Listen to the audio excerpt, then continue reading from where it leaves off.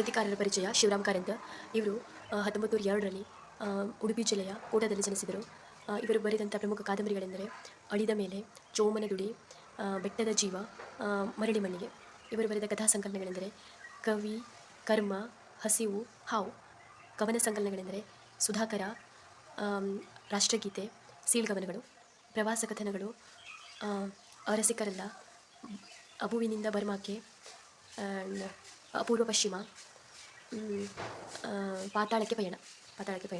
Next ಇವರ ಆತ್ಮಕಥೆ ಹುಚ್ಚು ಮನಸ್ಸಿನ 10 ಮುಖಗಳು.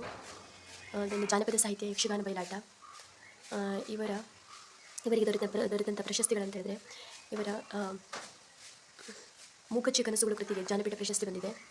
ಆಮೇಲೆ ಯಕ್ಷಗಾನ ಬಯಲಾಟ ಕೃತಿಗೆ ಕೇಂದ್ರ ಸಾಹಿತ್ಯ ಅಕಾಡೆಮಿ ಪ್ರಶಸ್ತಿ, ಮೈಮನಗಳ ಸುಳಿಯಲ್ಲಿ ಕೃತಿಗೆ ಪ್ರಥಮ ಪ್ರಶಸ್ತಿ ಲಭಿಸಿದೆ.